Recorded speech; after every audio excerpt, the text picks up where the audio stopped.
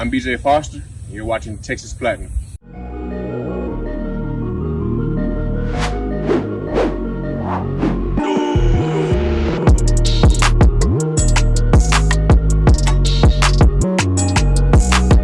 Hey guys, welcome back to Texas Platinum.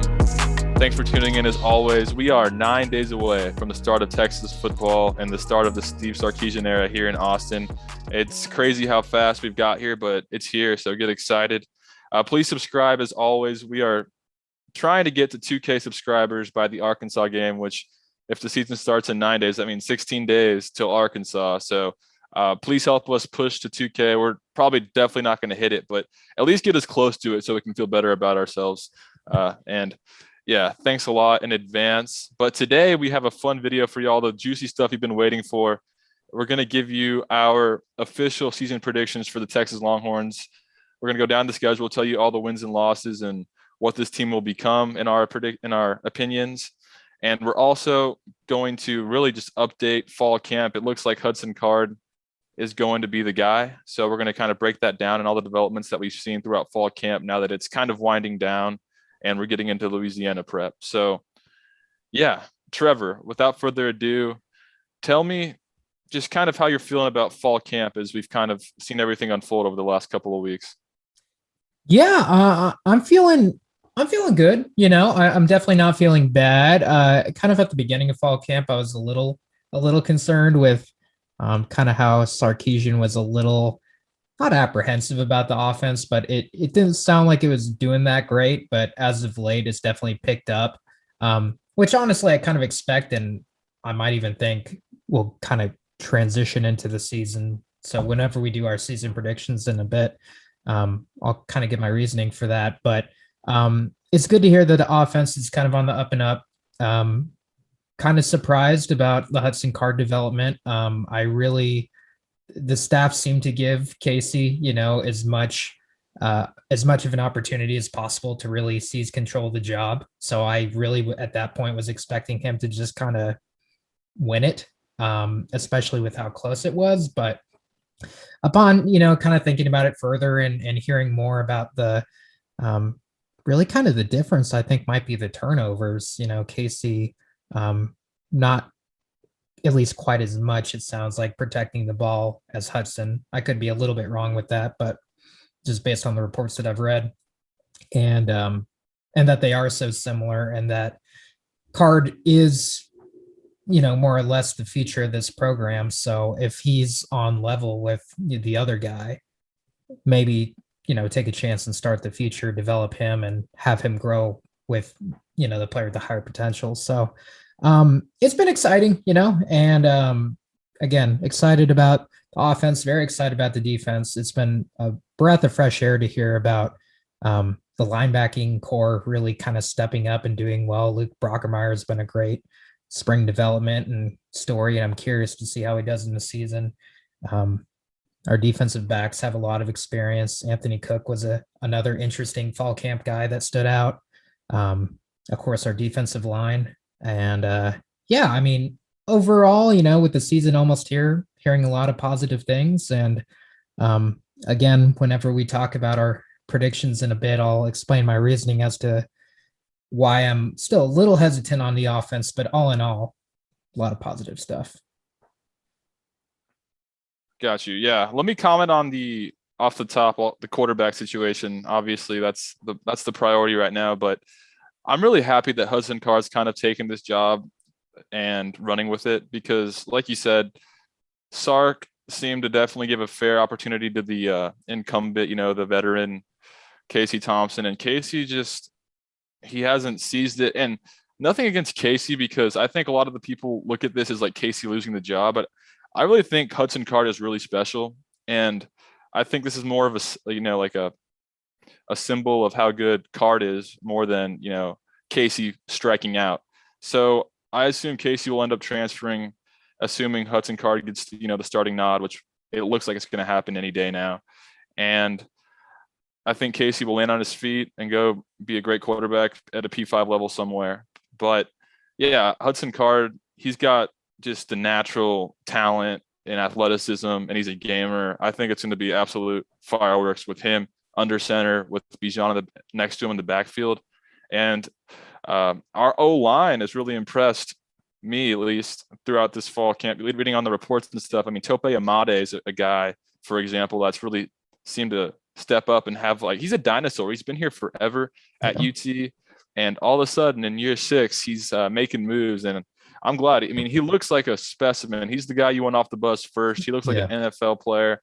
And if he can give us some production and get some film for maybe he can get an NFL contract somewhere, that'd be great for us and great for him. And I don't even think he's penciled into the starter yet, but it sounds like he's our 6th man on the O-line. Hayden Connor's another guy that's also impressed. So the offense looks good. I mean, running backs are obviously great, without question. I mean, Jonathan Brooks even has gotten rave reviews in the last couple of weeks. Really impressive. But you can't talk about the offense without talking about the receiver situation. It's just very thin. And I like Josh Moore. I kind of like Jordan Whittington. Not nearly as much as I like Josh Moore, but I like Jordan Whittington. Xavier Worthy's a guy that's really impressed, and we're going to need him to be like one of our top targets because we don't have many people behind him. Troy O'Meary, unfortunately, is still dealing with knee problems, but he should be back soon, hopefully. But beyond that, I mean, we don't really have like electric receivers. Kelvonte Dixon can't really get healthy yet either. So that's going to be our Achilles heel this season, it appears. I mean, Kai Money, whether you love him or hate him, he's going to have to be one of our top targets this year, I think. And there's nothing wrong with that. I mean, if he catches the ball and gets us those 10-yard gains or 5-yard gains and keeps us on schedule, that's fine because we're going to be offense built around the running game, in my opinion, but around Bijan. So hopefully the receivers don't mess up our offense too much, but it is kind of a concern at this point. How do you feel about the defense, Trevor? Yeah, one more thing that I want to touch on the offense that we haven't brought up, which I think deserves to be brought up, is our tight end room is sounding pretty good. So while there is definitely some question marks at wide receiver, it feels good knowing that the tight ends are really starting to show up, especially as of late. Jared Wiley really being a good pass catcher. Cade Brewer, obviously, with his tons of experience, not a bad catch option, but also a very solid blocker. Of course, Jatavian Sanders, who still very much adjusting to the position and still has a long ways to go, but talent galore. So I expect him, especially probably towards the end of the season, kind of maybe even become a starter just because that guy's crazy talented. And then, of course, like Braden Liebrock and I mean, a whole bunch of other guys. I'm sure I'm missing people, but at least our tight end position is getting looks. And Sark likes to use tight ends, and he likes to throw to tight ends. And we've even heard reports about tight ends saying like, hey, there are plays literally drawn up for us.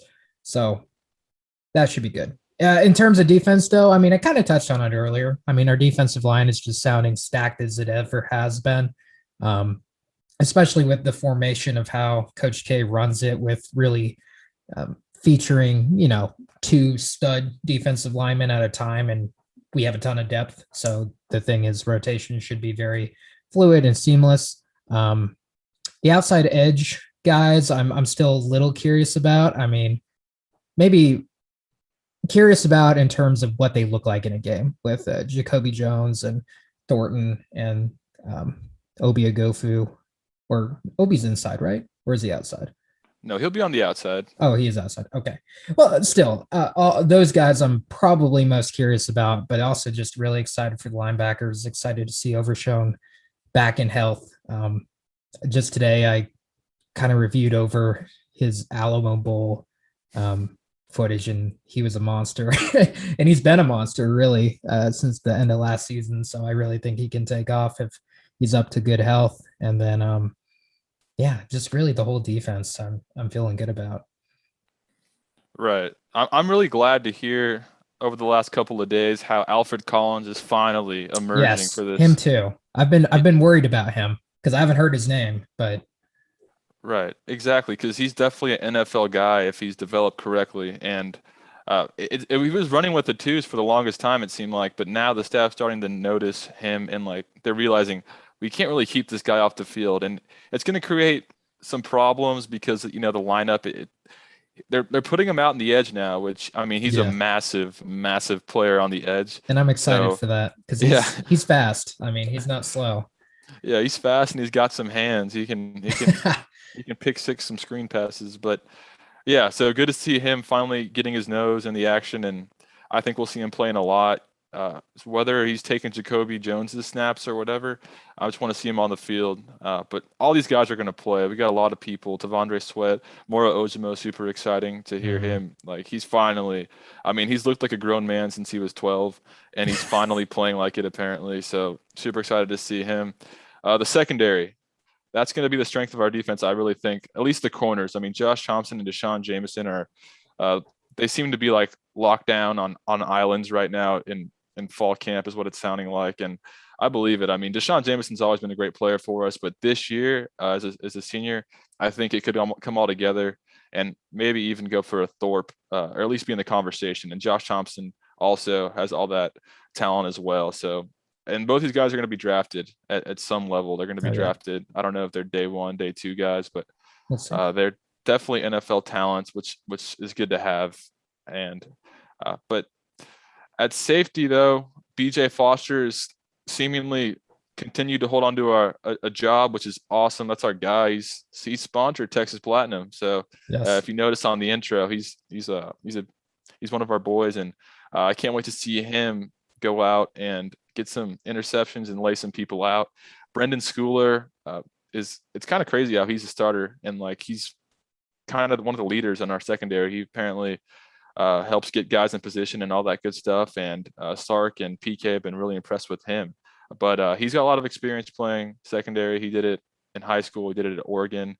So definitely some experience there. But yeah, secondary strength. And I really have no complaints about the defense at all. I like what I'm seeing. The linebacker room is completely transformed into a formidable unit, in my opinion. And special teams look pretty good. I mean, Deshaun Jameson returning punts and kicks is always elite. That's what you want. What do you think about the kicking game? I heard Dicker's going to be punting for us now. I thought Isaac Pearson was kind of our primary punter. I've heard different things, but it wouldn't shock me if Dicker continued as punter because he was really good last season. That it almost felt like an upgrade when Buchevsky left, which I feel bad for him, but at the same time, it seems like he hasn't quite earned his job back. So whenever you lose it, you gotta earn it back if you're that guy. So yeah, I'm very curious about the punting. But that should be answered pretty quickly. I feel like punting isn't kind of a fluid position. You know, you find your guy and you ride with him. And Dicker, yeah, he's going to be good as a kicker. He's a veteran at this point, and feel good about him. Yeah. Just a couple more thoughts on the defense. Linebackers, Brockermeyer, like you were saying earlier, has kind of seized the starting job at one of the linebacker spots, and that's really surprising to me because I mean we heard such great things about David Benda in the spring, and all of a sudden he's on the outside looking in. I'm sure he's looking at a lot of snaps and everything, but I don't think he'll be starting, at least as of today. Same with Jalen Ford. There's a lot of guys there that have been pretty good and have had good reports out of camp, but Brockermeyer still holding on to that job. He apparently picks sixes, a lot of quarterbacks, and he's really good in pass coverage. So, I mean, Brockermeyer, he's got the lineage for sure. So I can't wait to see him. He just needs to make sure he's wearing a neck brace because if you're a walk-on and you're playing linebacker, you better have a neck brace on you to look the part. So hopefully he gets that going. But yeah.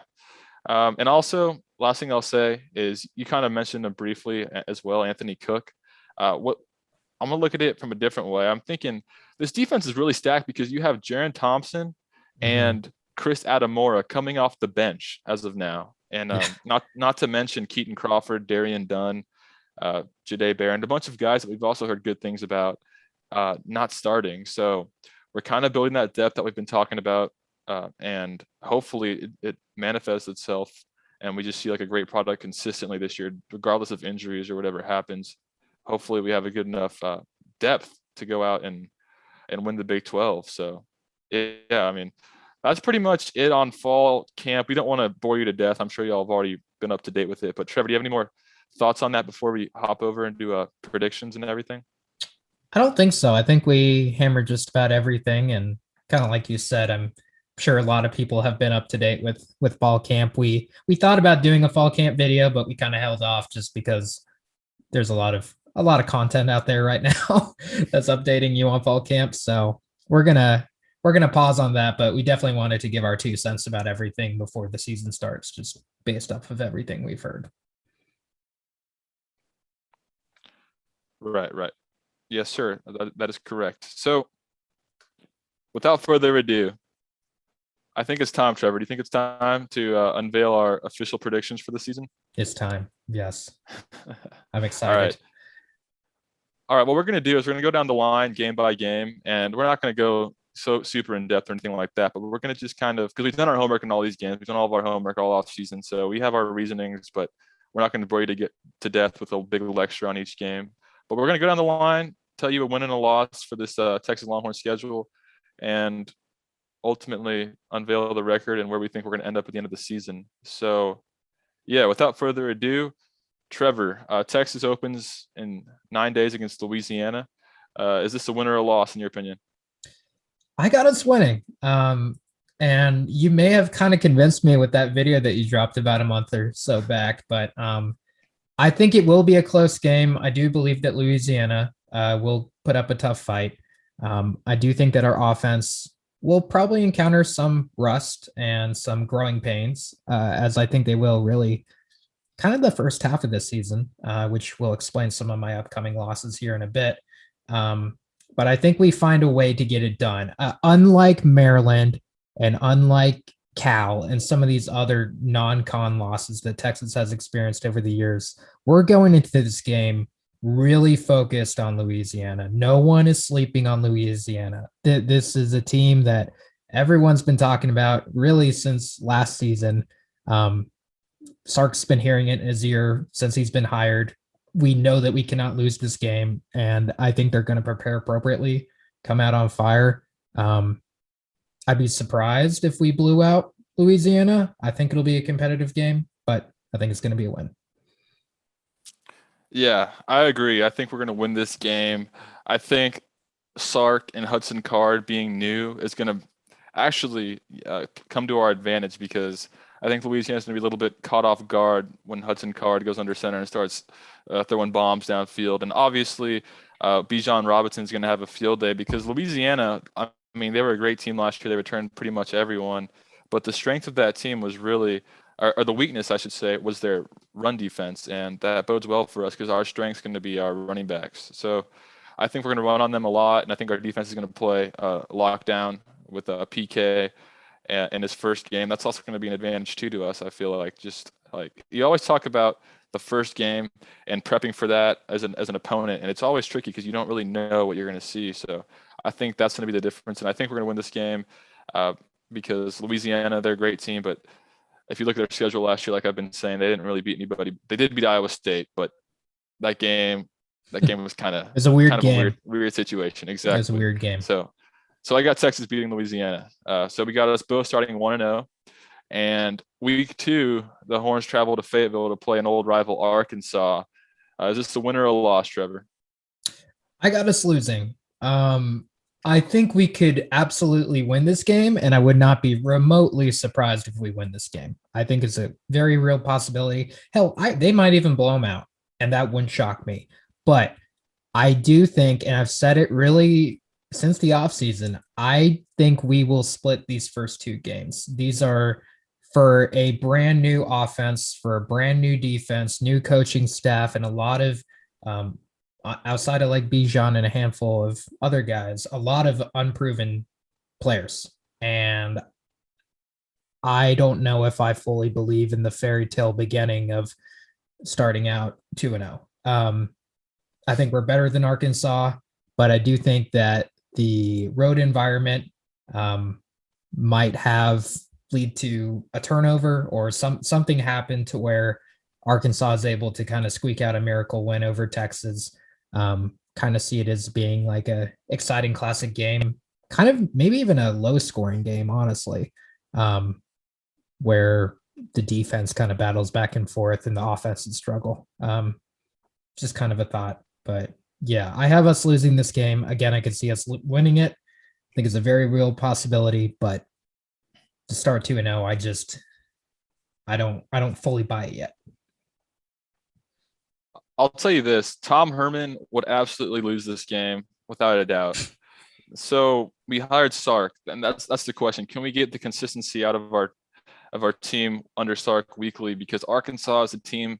Yes, they improved a lot last year. They have a lot of good things going for them with good coordinators, good returners, Jalen Catalon. But I think Texas wins this game, and they need to win this game because I'm going to it, and I don't want to drive an 18-hour round trip for a loss. But yeah, like I said, Arkansas went 3-7 last year, and what scares me the most is the atmosphere. I mean, you put this on a neutral field, I think Texas wins this game Easy. pretty comfortably. Yeah. But the fact that this is going to be the biggest game in Fayetteville in years, and I mean, they have some momentum, whether it's real or not. 3-7 is momentum for Arkansas.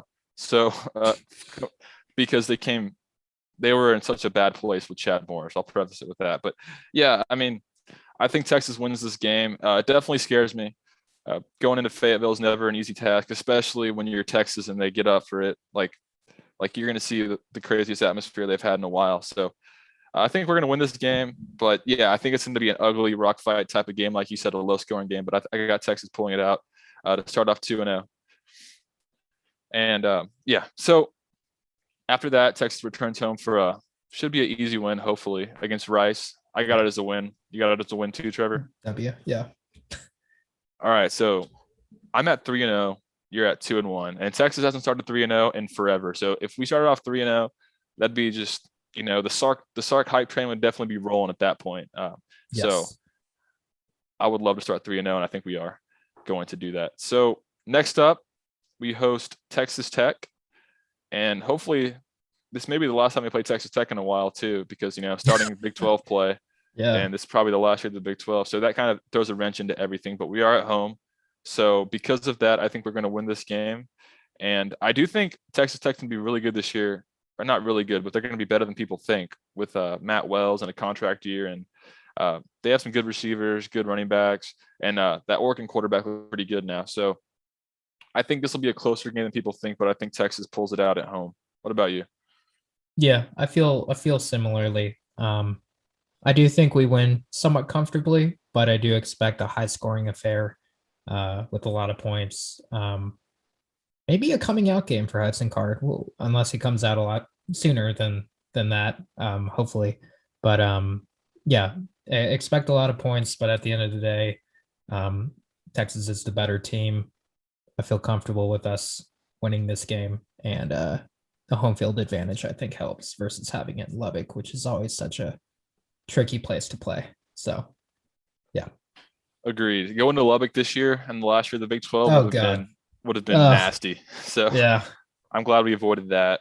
So yeah, I got us at 4-0 right now, which is, I mean, that would be absolutely, we'd be on cloud 9 at that point, because it's been a while since, like I said, that we started off so hot. You have us at 3-1, which is still not bad, definitely realistic. So we'll see from there. But next up, we have at TCU the week before we play Oklahoma.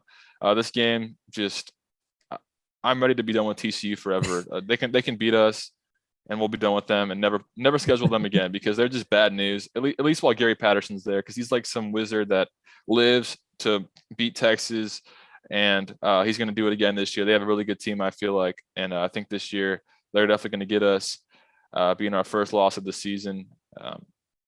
Yeah, I got us losing this game. What about you, Trevor? Every year I want to be like, this is the year that we finally break the TCU curse. And we won that Sam's sophomore year. I was at that game. What was that, 2019 season? No, 2018 season.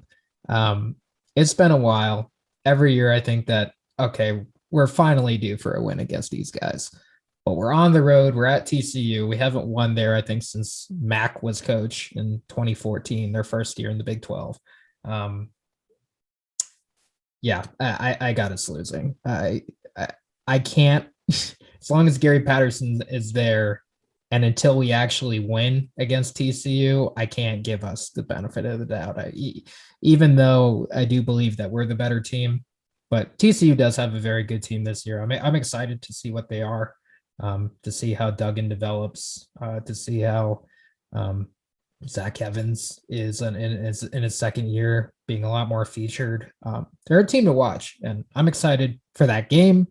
But I'm also kind of scared. So I got us losing that game. Yeah, I hear you. I hear you. But TCU is terrifying for no reason, but they are. So yeah, we both have losses there. I have us at 4-1 at this point. You have us at 3-2 heading into the Red River shootout. So yeah, the following weekend we play Oklahoma.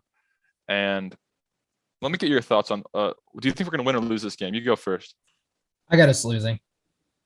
I here's the thing though. I think it will be a good fight. I think it'll be a respectable game, just like it has been really since Charlie was here and then Tom. Um, and I think that game will be kind of a turning of the tide, even though I don't think we'll win it because I don't think we're as good as Oklahoma. I think we have the chance to beat Oklahoma. We always do. It's that rivalry game.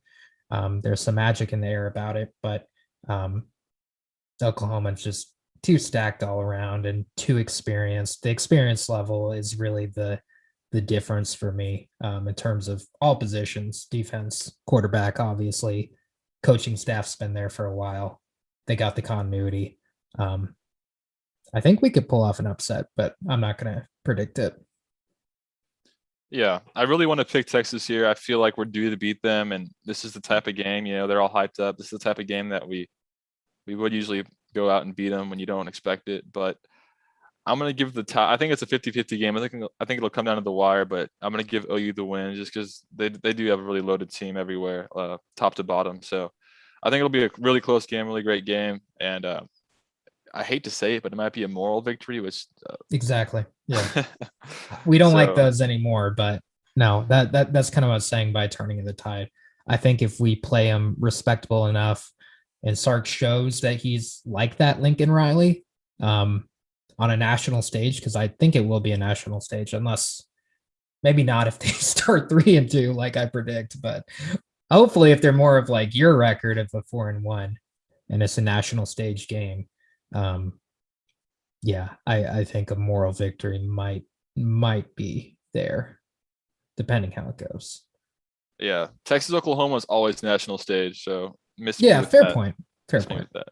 All right, so I have us at 4-2 at this point after the Red River, and you have us at 3-3. Yes. Oh, I don't like that. That's looking like No, Charlie Strong. It's not a good start, but it's gonna change. All right. So next up, we play Oklahoma State before we go on a bye week. It's at home in DKR. Probably our last time seeing Mike Gundy in a while, and I feel like he's going to want to give us one for the road. But being at home, and I just cannot trust Spencer Sanders. He just is so inconsistent, and I feel like we've had their number the last couple of years. I don't know. I could be totally wrong, but I think this is a game that Texas wins. But I definitely think it'll be one of those really stressful games. If it was in Stillwater, it'd be an absolute loss, I feel like. But I think being at home, it helps us a lot. And yeah, I think we get it done. But Brennan Presley, their new wide receiver, their new star, they just boost him out like crazy. I don't know where they come from, but they have another one coming up. He's definitely going to give us some problems on the back end. But I think Texas wins this game, but I think it's a close game. What about you? Yeah, and you like their running back too. I forgot his name already. Yeah. LD Brown. Like Letty Brown, but not quite. Yeah, I have us winning. I'm very scared about this game because it's coming off of a very tough stretch. TCU, then Oklahoma. We haven't had a bye week up to this point. This is our last week game before a bye week. And you know that Oklahoma State's going to be jazzed to play us, especially in DKR. Coach Gundy used to own us there really until we broke the curse a couple years ago or something like that. But so I got us winning. I think it's going to be close. I think it might even be a little sloppy just because I expect our team to be worn down by this point. But I think that we nonetheless are able to pull out the win. They're just as inexperienced and unproven as we are, really. I mean, Spencer Sanders definitely has some years under his belt, but at the same time, hasn't quite put it all together yet. And we'll see what happens. But yeah, I expect it to be kind of a close, maybe a little bit of a sloppy game, but I think Texas pulls it out. Yep, agreed. So then after that, Texas gets a bye week, and we Thankfully. play. Yeah, but then we go at Baylor, which I feel like is going to be a win. However, this game could get weird being in Waco and the fact that, like I said, it's the last year in the Big 12, and Dave Aranda, it's kind of his real year one now because last year for him was just kind of so messed up because of, everything that was happening. But I think he'll have a better team than advertised this year, or at least better than he's getting the hype for. But I don't know. I don't trust their quarterback, that Bohannon kid they just named, No. and so I think we'll win it. But I think it's going to be a very stressful game. But yeah, what about you, Trevor? I'm not. I might actually be less worried than you are. I think after this week of rest and time to prepare and rekindle, and Texas having gone through the gauntlet that they've gone through, I think that they're going to come out on fire in this game after the bye week, be really refreshed and really on point. Baylor's got a good defense, so they might be able to hold us a little bit, but I really don't think that this game's going to be much of a competition. And I feel very ballsy and bold in saying that because it's been a while since Texas has really blown out, a Big 12 opponent outside of I was going to say Kansas, but it's been a while since we've blown out Kansas too. But I feel good about this game, and I have us winning it. Yeah, me too. So I have us at 6-2, and you have us at 5-3, heading into Ames for a showdown against the Iowa State Cyclones. They're getting all the hype preseason. I mean, and rightfully so. They were good last year, and they returned everybody. They beat us off the last minute. We led that game the entire way, and we blew it, of course. But now we're going to Ames, and it should be definitely an electric atmosphere. They'll definitely be wearing their black hat uniforms, and they'll probably be top 20, top 15-ish, maybe top 10 still at this point. I don't know if When did the they hype's play real. OU?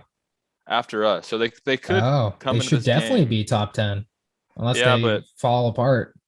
I think they may lose to Iowa. I think they may lose other games elsewhere. I'm not completely sold on them, but Yeah. I think they will be a top 15-ish team at this point, and I think we're going to go in there and get a huge win for Sark and everything. I think it's going to Wow. be really like our signature win of the year because I think we may be like in the top 25 highly ranked at this point, and Iowa State will be a lot higher ranked than us. And I just think we match up well with them. I mean, last year was so frustrating. Like we were the better team, and we just blew it, of course. So with the proper coaching, and I know it's going to be a hostile atmosphere, I think we'll get the win though behind Bijan and Hudson and our defense. A low scoring game for sure. It always is against Iowa State with Matt Campbell, but I got us pulling the upset here. What about you? You took the words out of my mouth, man. I feel scared predicting that both of us being so confident that we'll beat Iowa State. But again, after the bye week, and honestly, I'm not gonna say it, but okay. I think Texas essentially, I'm skipping ahead here. I think we will run the table post bye week. I think that the offense in general is really going to find its footing. It will match the intensity and level of the defense, and we're going to turn into a really good team. I think it's going to take time. I think it's going to take up until that bye week for that to fully come to fruition and for the offense to fully catch up to speed and meet Sark's system. With this game in mind, off of what I think will be a very big Baylor win, we'll continue to have confidence, and we're going to go into this game just like you said. Texas needs a signature win. Sark needs a signature win. With I have him losing to Arkansas and Oklahoma, he really needs a signature win in order to keep people from being super disappointed, which they already probably will be with a Arkansas and Oklahoma loss. I think it'll be close. I think it will be kind of ugly, kind of like the Arkansas game that I was envisioning. But I do think that this time around, the coaching, the continuity of the team is going to get better. The gears will really start turning. And I think Texas will turn into a very well-oiled machine and be able to pull out the win in a very difficult environment. Yes, sir. I agree with that. And hopefully this doesn't come back to haunt us. Right. Watch us be totally wrong. Yeah. All right. So after that, I have us sitting at 7-2, which I think is really good. I mean, the first 9 games. And you have us at 6-3, which also isn't terrible. But then we play Kansas at home. That's a win. The question for me is, I want to see the all gas, no brakes in action. I want to see us blow them out for the first time in forever, it seems like. So I want us to blow out Kansas. What about Yeah. you? No, I totally agree. We need to blow out Kansas. We need to end that.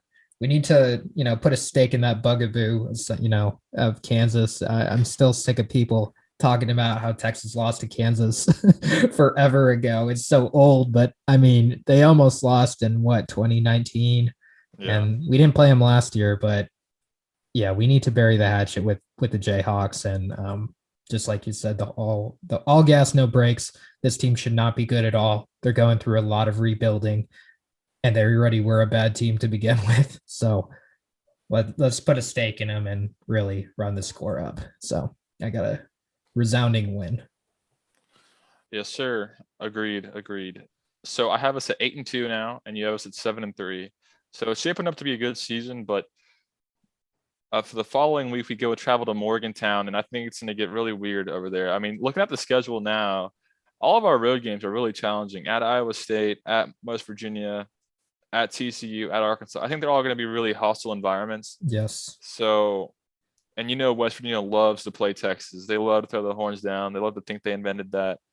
And they don't have a rival that they play right now. So we are their rival, their honorary rival, they say. And they have a pretty good team coming back. I feel like they were close last year, kind of like us. If you look at their schedule, they didn't lose a lot of games in grand fashion. All the games they lost were close. They could have definitely won a lot of those games. They played us really close last year in DKR. They have really good defense per usual, but I think we're gonna lose. I think we're gonna lose in Morgantown, and they're gonna have their one night in fame. Send us off out of the Big 12. But that's okay. So I have us at dropping this game and falling to 8-3. What about you, Trevor? I'm glad that you gave us a loss there, because I'm going to give us a win. And I don't feel great about it, but again, like I said, I really think that we're going to pick up a lot of steam and momentum going off of that bye week and that Baylor game. If we get the win against Iowa State, the hype is going to be there. I think the team will build in confidence and continue to go up and up. It's going to be super hostile. I'm expecting a night game, but you know what? I wouldn't want it any other way. To end our time against West Virginia in a high stakes showdown type atmosphere. I do think it'll be close. They got a good team. I think they're kind of underrated, but I also think that we're by far better. And I think the quarterback difference will be hopefully on display at that point. Hopefully by then, Hudson, or if somehow Casey takes the job back, I kind of doubt it by that point. He might not even be on the team. We'll see. But I think that the quarterback talent will outshine. Jared Daggy is very serviceable and not a bad quarterback by any stretch of the imagination, but I don't think upside isn't quite there compared to that of a Hudson Card. And Letty Brown, also very good as a running back, but I'd take Bijan over him any day. And our defense, pretty comparable with their defense. So I think we got the slight edge. They got the away game card for them, but gonna give us the win. Little bit nervous, kind of like the Oklahoma State game. I'm nervous about both of those games in particular. But again, I rolling with the win. Yeah, I'm gonna miss West Virginia. It feels like whenever we get together with them, it's always a great game, and they've been fun to play over the last 10 years. But this is the deciding game. If we win this, we win the series 6-4, I think, in the Big 12. Every matchup we played them. But if we lose this, it comes out like 5-5, like a dead split. So we got to win this game, but it's going to be a tough one. So I have us at 8-3 after this, and you also have us at 8-3 going into our last game at home against Kansas State. Kansas State's kind of scary with Deuce Vaughn and Skylar Thompson back. Skylar Thompson's a good quarterback whenever he's playing, and he's been there forever. So I feel like this could definitely be a trap game or something, or really tricky, especially being at the end of the year. You never know what the team morale is going to be at the end of the year with let's just say our Big 12 title hopes are out the window. I don't know if this could be like a letdown type game or anything like that, but yeah, I have us winning it, but I think it's going to be a very close game. Kansas State, a really prideful program that has they're just pretty blue collar, and I think they also will, want to stick it to Texas on the way out and give us their best game. So I think it'll be a really tough game, but I think we pull it out narrowly in the last game of the season. What about you? Yeah, I got us ending on a win. Deuce Vaughn's going to put up his numbers. He's going to be that guy, but I really don't have a ton of faith in this Kansas State team as of yet. Skylar Thompson, we've handled him in the past. I think we'll continue to handle him in the present. And they just don't have a ton of weapons outside of Deuce. And our run defense historically and this year as well, I think it's going to do well. And even if he does put up a hell of a game, their defense doesn't scare me that much. It really doesn't. And like I said, by this point, I expect us to be, a well-oiled machine on the offensive side of the ball, hopefully. Knock on wood. But I'm not as scared as I think you are about this game. I think we'll handle business. Kansas State, I mean, you do give great reasoning. I mean, Kansas State is a very, proud program.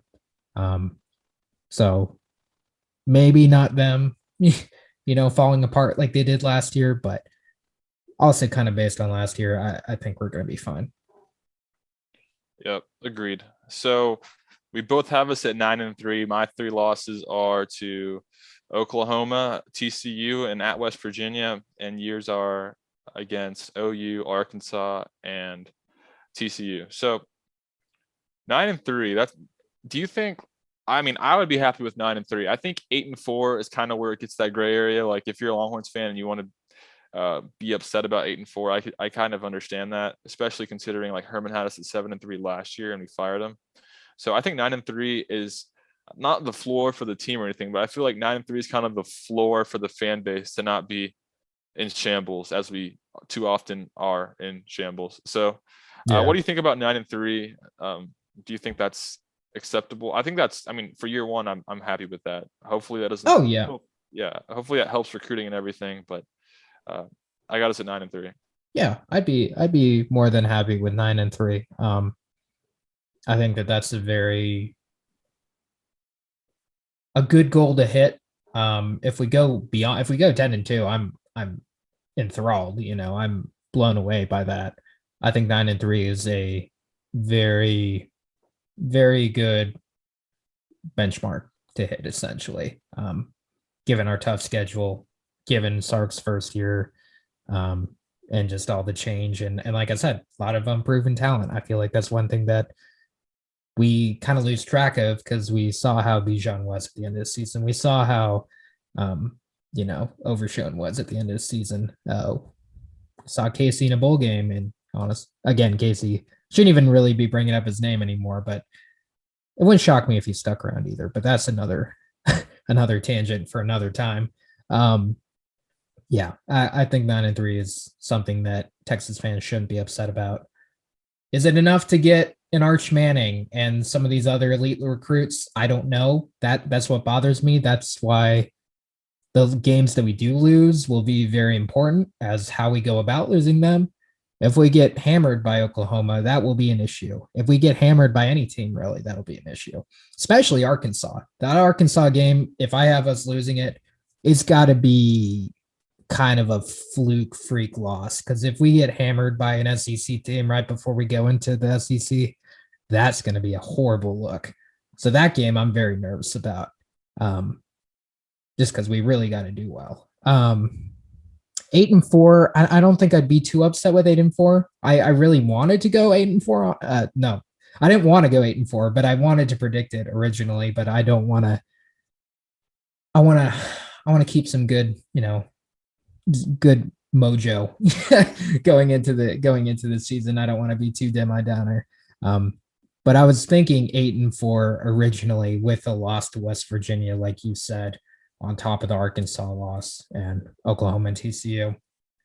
But I'm going to go with 9-3. But yeah, 8-4 wouldn't shock me either.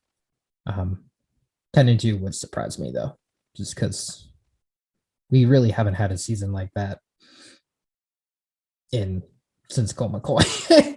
It's been so long. I mean, even the year that we went to the Big 12 championship in the Sugar game, we had 3 losses. So, and that's a big gap going from 3 losses to 2. Doesn't seem like much, but trust me, it is. So, yeah. Hear me out.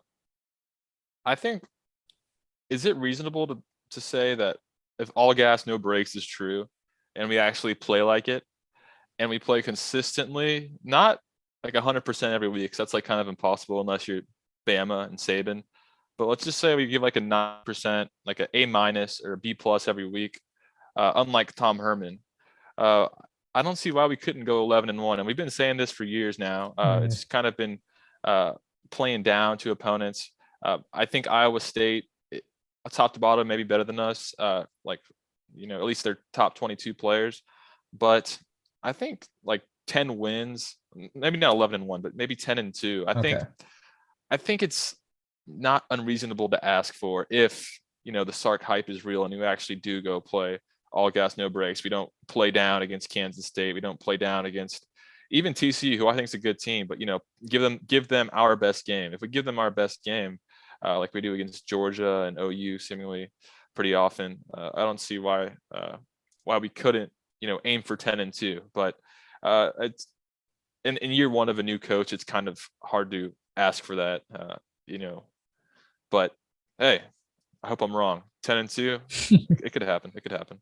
It could. I mean, when you give that logic, yeah. At the same time, though, that requires a lot of things going our way and things being right. And one thing that I know about being a Texas fan is a lot of stuff doesn't go our way and we get unlucky. And it'll be interesting seeing how the Big 12 refs are, because we always give them, some crap, and deservedly so. They've been bad over the years, but I'm curious if there's going to be some salty refs, at some of these games, and hopefully not. I mean, I'm all for fairness and don't want politics to, get into football in terms of the actual games, but I don't know. A lot of things got to go our way in order to do 10-2. From a numbers perspective and looking at it from the logic that you gave, certainly possible, but it would take some good luck that we haven't had in a while. All right, Trevor, give me your 4 playoff teams. Okay, so now we're going to just do kind of general college predictions to kind of cap off the video. Who do I have? I have kind of a boring lineup. Let's be real. This will be a very interesting college football season. I think that even the top teams still have a very good chance of potentially losing, because there is a lot of unknowns in college football this year, even amongst the powers like Alabama, Ohio State, Clemson. A lot of them new quarterbacks, a lot of new players. But for the playoff, I have Clemson getting in. I really don't think that the ACC is going to challenge them all that much. I think North Carolina will be a decent team, but Clemson's going to get in. Unless the only compelling thing is the Georgia game. If they lose that game, it'll get a little dicey. But I also don't think they're going to lose to Georgia. I haven't been able to buy into Georgia just because I've seen them disappoint so many times. Kind of like us, really. So I got Clemson going in. I got Ohio State going in. A lot of people are talking up Penn State right now. Wisconsin's always very serviceable, but Ohio State's run that conference, kind of like Oklahoma has for the Big 12. I fully expect them to go in, and they got a lot of talent on both sides of the ball. New quarterback, but CJ Stroud is a baller, so they'll get in. I'm gonna have OU. They're best team that they've had yet. I don't want them to be in the playoff because I'm so tired of them winning the conference, but I think that this is their year to definitely make the playoff and to finally win a playoff game. So, and then last, I got to go Alabama. They're the safe pick here. The SEC has a lot of compelling teams. I mean, Texas A&M, I'm very curious to see if they're all, if the hype is legitimate or if it's a lot of talk per usual. That'll be a team to watch. LSU, I think, is better than some people are giving them credit for. I liked how they ended the season. So they're definitely a team to look out for. Georgia, like I said, I don't know if I fully buy the hype, and they're dealing with some injuries already, but they're still a very talented team, and I do like JT Daniels a lot. So I'm sticking with Alabama. So I got Alabama, Ohio State, Clemson, and OU, which is a very boring playoff yet again. Yeah, and that's just kind of how it's become. So hopefully the expanded playoff helps with that. For me, I have 3 of the usuals in there, but I do have one newcomer. And so I have Oklahoma getting in because this is the best team they've had since 2017, maybe 2008. And I think they'll get in. I don't know if it's 1 loss or undefeated, but they'll get in. Out of the ACC, I have Clemson, who, Clemson, I think they're going to blow out Georgia. I'm going on record saying that they're going to blow out Georgia. And I think they'll go to the playoff, walk in 14-0. I think they'll have a chip on their shoulder after getting embarrassed by Ohio State in the playoff last year. Dabo's going to milk that as much as he can for as long as he can. And I think his team will respond to that. So Clemson's in, OU's in. Out of the SEC, I have Alabama. I mean, I'm not going to, bet against Nick Saban. Right. I mean, they're a given. But for the 4th team, the surprise team, I have Penn State coming out of the Big Ten. You are going with Penn State. I am. Wow. They have a really good roster. Last year they got, don't talk about last year. That was a weird year for them. The thing is, though, if let's say last year never happened and they had the status quo James Franklin year, they went with their schedule last year. Let's say they went 7-1 or whatever they played. Yeah. There's a good chance that James Franklin's our head coach right now and not Steve Sarkisian, because Del Conte is very close with Franklin, and that was definitely something that could have happened at some point. But the thing was, no one was going to sign off on firing a 7-3 coach for a 4-5 coach or whatever he was at the end of that year. So, so we kind of missed on that, but that's okay. I mean, I'm happy with Steve Sarkisian, but I think it comes together for Penn State this year. They've been hovering around it, and I think this is the year. I think Ohio State may be a little bit down this year, hopefully, because I hate Ohio State. But so Penn State, Clemson, Ohio State, Penn State, Clemson, Alabama, OU. That's my 4 playoff teams. Gotcha. Trevor, give me your Heisman. Who's going to win the Heisman? I know this is super hard to pick, but just tell me who you'd bet money on if you had to. Who I'd bet money on, or who I think is going to win? Because those are 2 different. Okay, who do you think is going to win? Give me your spicy pick. Okay. I've been looking at the Heisman odds, and it's been tricky because, like I said with these playoff teams, a lot of these guys that are the top Heisman odd people don't have a ton of starting experience. I mean, Bryce Young is number 3, and he hasn't started a game or anything. JT Daniels, I mean, he's started a fair amount, but again, Georgia in general, I'm apprehensive about. CJ Stroud hasn't started. So, and also with Heisman is, I feel like the top dog never wins the Heisman. It's been a long time, maybe not that long. When was the last time that the clear top dog won the Heisman? Maybe Baker? Or was he the top dog that year? Point being, it's been a while, and it's kind of an uncommonality. But at the same time, Oklahoma quarterbacks, they make the Heisman like clockwork. With Kyler, with Baker, with Jalen Hurts. Jalen? Yes, Hurts. Anyway, so point being, even though Spencer Rattler is the clear number 1 to win, I'm going to give him the nod. I trust that offense. I think that DJ, I can never say his name, Ungalele, DJ from Clemson. I wanted to pick him, but at the same time, I haven't seen enough of him to really feel comfortable in that pick just yet. I think he can be a star. I hear nothing but good things out of him. CJ Stroud, I hear the same things, but he hasn't played a snap yet. Same with Bryce Young. I can't pick a player that hasn't played a snap yet. And Bijan, I want to pick him. I hope that it happens, but at the same time, that's still asking a lot. And we got to have going 8-4 isn't going to cut it.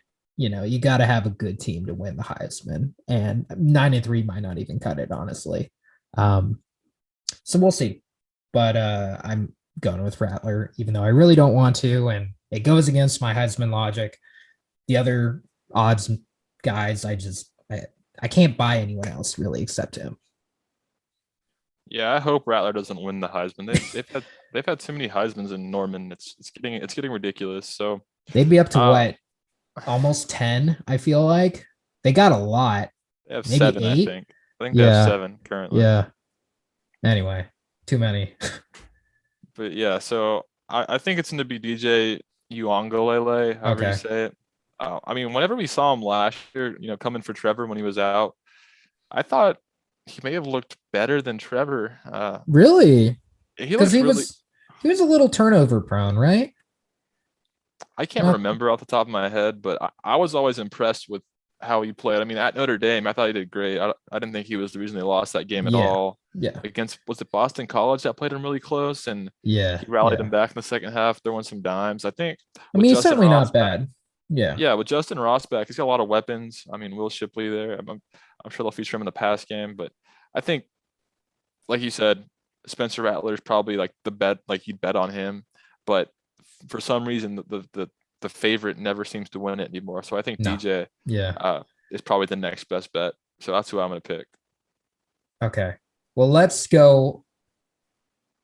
Do we think that Bijan has a chance? Because we haven't had a Heisman contender really in a very long time. I mean, I guess we were saying for a while that Sam could have been, but at the same time, no one had him in like the top 5 any of the years that he had no notoriety. So I just want to try. I want to hear your thoughts on Bijan. Does he have a shot?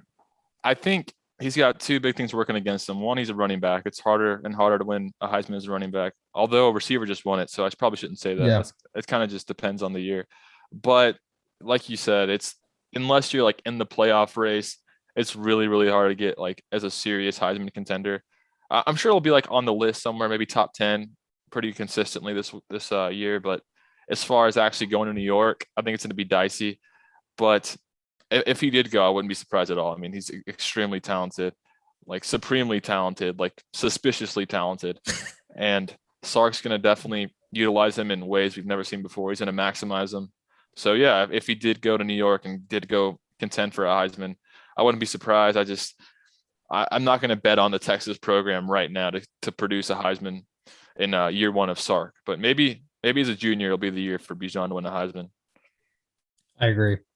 I think he'll put up a lot of really great numbers, but just like you said, I mean, the last time a running back won, was it Derrick Henry? Yeah, I think. Yes. Yeah. And then Mark Ingram as well from Alabama. But you got to be like a Bama back. And I mean, even like Najee Harris, he didn't even make the finalist, and he had a great season. So it's really difficult. Saquon never even was a finalist. Now that I think about it, I don't even think Zeke was a finalist. Well, no, was he? I'd have to do my research. He may have been a finalist, but point in being, there's been some unbelievable running backs over the years that haven't even sniffed New York, and probably deservedly Jonathan Taylor. I mean, come on. he should have gotten to New York at least one point in his career. He was such a workhorse, but yeah, for that reason, I really want to, but we got to have a stud of the thing in his favor, because you were talking about things not in his favor. The thing in his favor is I think he'd be the identity of the team. So I think if we do somehow pull out a 10-2 record and maybe be able to squeak our way into the Big 12 title game, I think at that point, if he has a dominant game in the Big 12 title game, he might get an invite, because I do expect them to be the identity of this team. So I think that is in his favor, because you need to be that player here. I feel like, so Yeah. Agreed. All right. To recap, we both have us going 9-3, and we expect a pretty good year. I mean, honestly, 9-3, I'm happy with, like we've been talking about. And fall camp, Hudson Card's going to be the starter. It looks like nothing's official yet, but that's what it's looking like. So very excited to see Card. I mean, I've been watching all of his highlights like over and over again. I want to see him like an actual college game already. And injury wise, I feel like we've been relatively healthy, knock on wood, fall camp. So hopefully we continue that into the next week and into the season. But it's here, man. It's super exciting. 9 days till kickoff. So get your tickets. We got to go get DKR loud, so we can help our defense out and everything. Any final thoughts, Trevor? No, but I'm excited to. I won't be at the Louisiana game, but I will be at Rice, so our second home game, and I'm excited to finally get back in DKR. It's been a while for me because of COVID, but I'm excited to see that new turf. I'm excited to see that new end zone fully complete. I'm excited for all the surprises because I feel like there's going to be some surprise, not necessarily in terms of the game, which there might be some surprises, but in terms of just the atmosphere and Texas appealing to a greater audience with COVID now not being as much of a factor as it was last season, obviously. So just the game atmosphere. I miss that. I miss the tailgating. I miss all that, and to see it back is going to be a great thing. Yeah, especially against a team like Rice, where we should definitely get a W. Yeah, I'm excited to see the band. I mean, we didn't get them last year, so that's like the best part, one of the best parts of the atmosphere. So before I hop off, I'm going to say this, and I want you to remember it. First touchdown of the season is going to be a Hudson Card pass to Xavier Worthy for a 45-yard touchdown. So really, bookmark that. Yeah, I'm confident in that. I'm sticking with Bijan. They're All going right. to go down the field. Bijan's going to rip off a 20-yarder. But yes, sir. That's what I'm thinking. But we'll go into that more in our next video, because we're going to be doing, just like we've done in the past few seasons, we'll be doing game previews and recaps, and that's going to take up really the bulk of our videos from here on. So next week, be on the lookout for Louisiana one. Yes, sir. Alrighty. Well, thank y'all so much for watching. Please subscribe. We need to get at least 1,800, not 2K.